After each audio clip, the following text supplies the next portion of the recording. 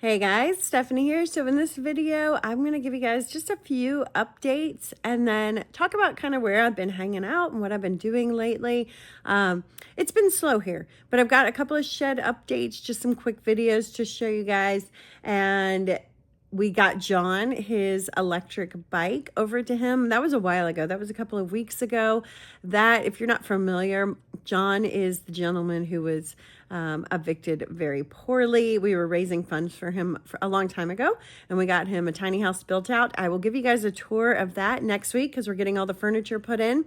That is done. He is on septic, water, taking hot showers. The house looks amazing. We have to finish the kitchen and I got to get the furniture out to him, but we purchased all that. But because we got help with materials on that build and Calvary Chapel Relief helped us do the work, we had some excess money in that budget that we allocated for him.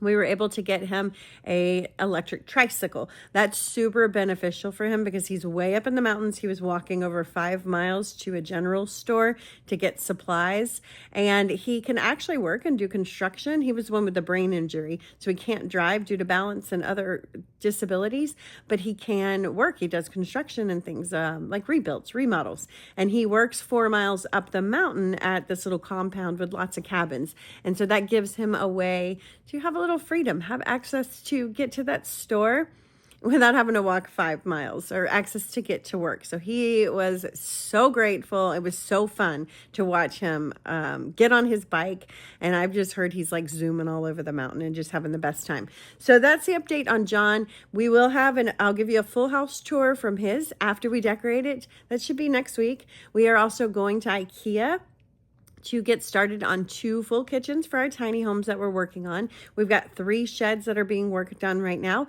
2 go to a family of 4. So there's a kitchen, living room shed, and then that'll be connected with a greenhouse. And then they have a bedroom, 2-bedroom, 3-bedroom bath situation, and then our single mom and toddler, and she's going to come with us to IKEA. And Ponders, who you guys have met on my channel many a times, who drives around in her God best helping everybody.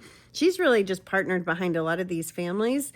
I will tell you, like, I am the advocate to help raise the funds and to coordinate and to help pick things out and buy the furniture and kind of deal with the decorating and how do we do kitchens and these.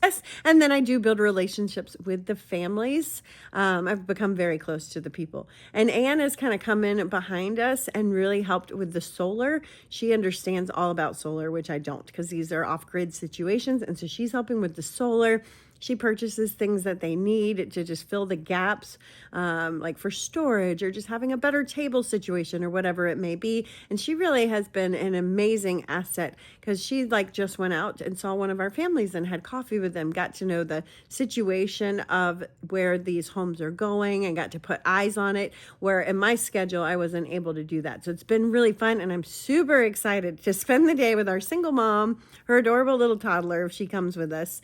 It's going to be long and rigorous to get 2 full kitchens planned and get everything, get it back. IKEA is 2 hours away from us too. So I don't know if her sweet little toddler will come, but it's going to be so fun to spend the day and do that. I will take you guys along for that. And what else is going on? It's just been slow. You know, it's cold and snowy one day and then it's fine a day and then it's rainy for 3 days. So it's made construction really slow. So we're just having to deal with that, and that's fine. I think we're coming to the end of that and we should start to get in those warmer days soon. I will also tell you, like, we make those videos about how we're kind of scared sometimes in Wayne's truck. And when you're looking at the videos, I always think it doesn't even look like a hill and we're all jumping out of the car a little bit scared. I'm going to show you that's because these mountains are not forgiving and it's hard to see how steep things are. But we had 2 incidences just on our driveway. My husband's truck almost went over a week and a half ago due to mud. He just caught the ground wrong and it slipped the tail out, and he tried to get out and that made it a little bit worse, and it was going to go straight down the mountain. So he jumped out.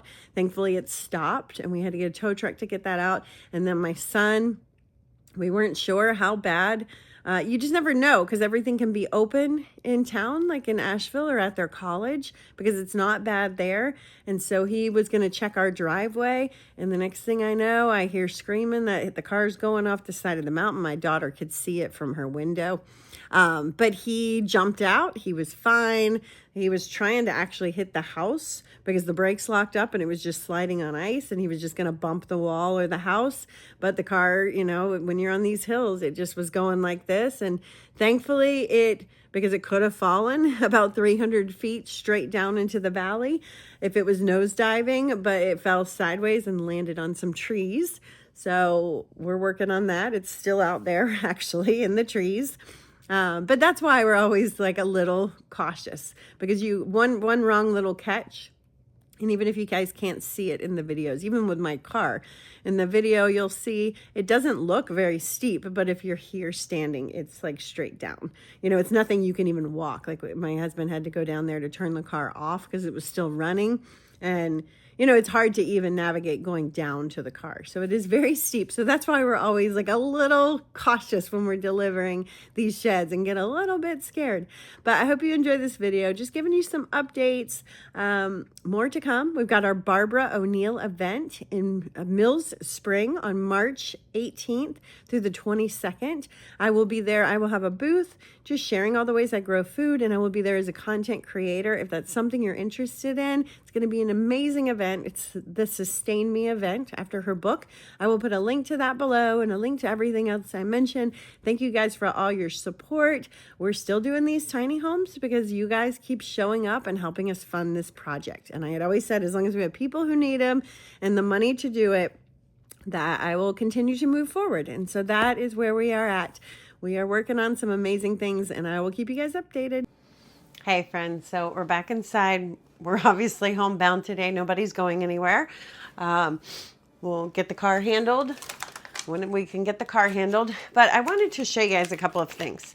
So lately, I've been sort of exploring the world of TikTok over there and really enjoying a lot of things. And they sent me a juicer.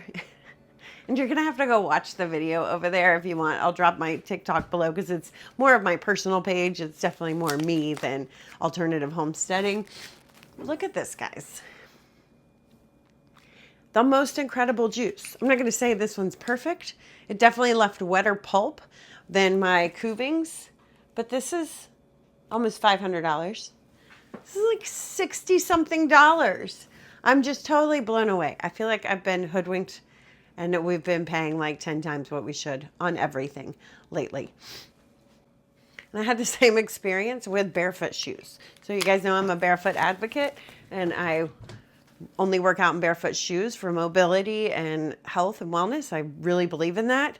And I always pay like $150, up close to $200 for my barefoot athletic shoes. There was a pair on there for $35. And they are more comfortable than the ones I just paid $135 for. So my mind's just kind of blown. But what I want to share with you guys today, and we're just going to do sort of a casual vlog style. I did want to show you guys something I've switched to recently. And I met this gentleman when I got on TikTok and was looking for products that kind of align with what I believe in. I found these, and then I met the developer, inventor, whatever you want to call them. And I absolutely love these. I'm going to just explain a little bit more, and I will put links below, and he gave us a 10% off coupon, but I will tell you, I do flash sales over on my TikTok, and in my flash sales, they're even more of a discount. So keep that in mind.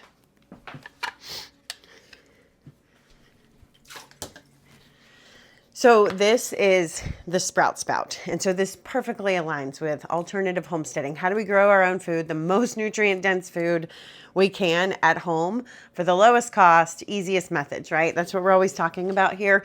And this has been one of those. So these are my sprouts. These are alfalfa sprouts. And these are my broccoli sprouts. Now here's the thing.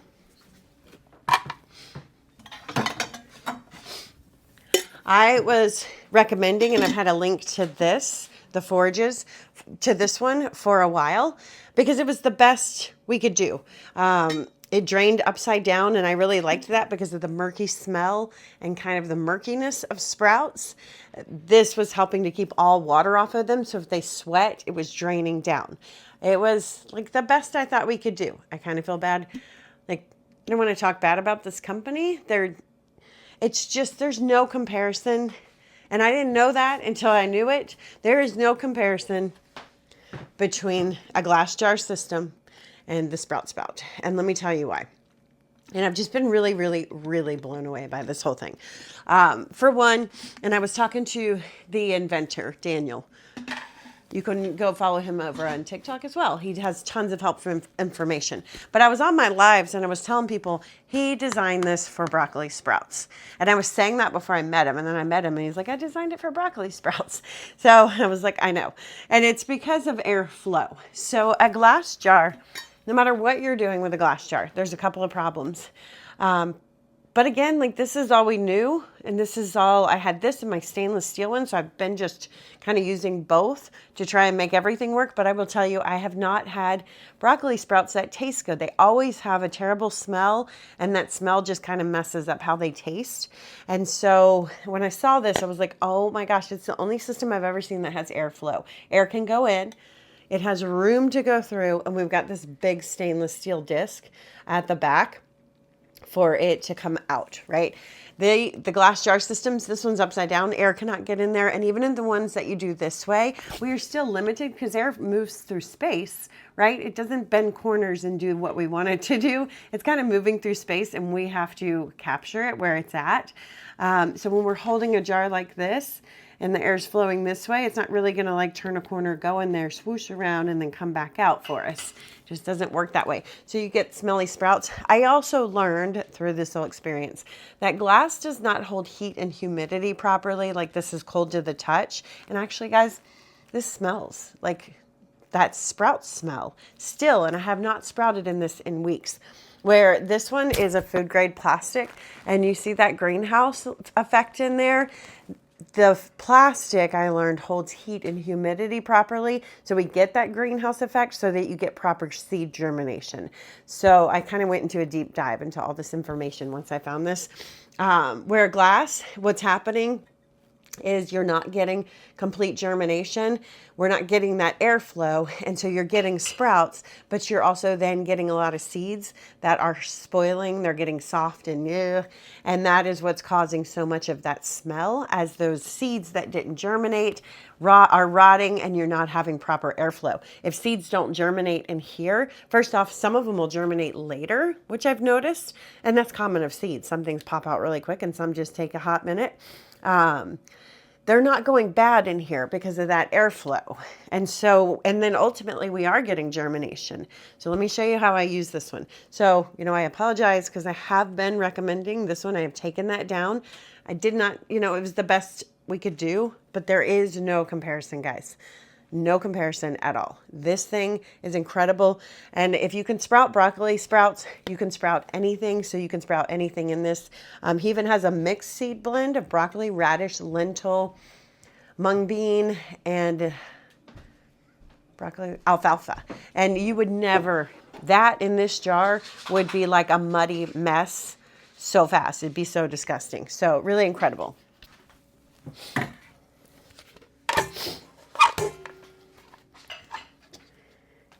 All right, so there's some water in the little catch tray here. We're going to dump that out. And let me just quickly show you how this works. So you get a pound of seeds when you buy the kit, and that is a lot. These are from True Leaf, organic, non-GMO. The whole device actually ships out of True Leaf. He's partnered with them, and we know they are the best of the best. So that's great. So you get your seeds. You get a little measuring cup that I really don't care much about, but you get a measuring cup. And then all the instructions are on this seed package. So it's going to say take a half a cup of seeds, soak them for 5 to 10 hours, depending on the seeds you get. These are broccoli seeds. Rinse them. Once they're soaked, after 5 or 10 hours, put them in your Sprout Spout. This is open because I just ate out of here for lunch. You just untwist this, drop them in over the sink, let that water drain out, because that water is going to drain out the bottom on their disc, and then just put it on the stand sideways like this so we get that proper airflow, right? If you're not using it, it stores like this just to save space. But we want that airflow. And then you just rinse them twice a day. So you just put it under the sink or add your water of choice, let it drain out the bottom and put it back on here. Most of you guys know how to sprout. So all of that's on there. And then he says harvest in 4 to 5 days. These are on day 6 or 7. For me, 4 or 5 days is not enough. I actually don't like my broccoli sprouts this small. I ate them today. Because I want to eat healthy every day, but I like them a little bit bigger. And so mine, I usually start eating consistently on like day 7, 8, when they have more of a green leaf to them. And then I've been eating out of my jar until about day 10 or 11. And so what I do is unscrew it, eat out of here, put the lid back on and keep watering it. But you can also, like these are the alfalfa. This is about the classic alfalfa size. I've been opening the jar, eating out of them, putting the lid back on and watering it. So they just keep multiplying because there's, seeds. Like I said, there's some just getting going. So it just keeps going and going. But you could, at this point, take them all out, put them in a container in the fridge, eat them for about 4 or 5 days. They're still a living raw food in the fridge like that for about 4 or 5 days and start the process over. So you don't have to have more than one container. But I just wanted to share that with you guys. And they are big. They make an enormous amount of sprouts. So I've been actually storing them kind of under here, tucked away. I'm going to be using these in a minute, so I'm going to leave them out. But yeah, I just wanted to show you guys that. Pop in, say hello. We're kind of housebound right now. Not a lot's happening with the sheds. We do have 3 we're working on, and they're coming along, but it's just, here we are snowed in. Cars in the middle of the woods, slid down the mountain. I ran into a friend. Their car went down the mountain, flipped multiple times. Thankfully, they were okay. There were like 6 others that happened that day.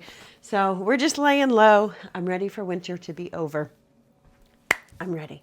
Just a reminder, Barbara O'Neill is coming to North Carolina. If you're interested, I will drop a link to that below. She's coming on March 18th through the 22nd. I will be there as a content creator making videos for you guys. I will be bringing all of that information to you here on the channel.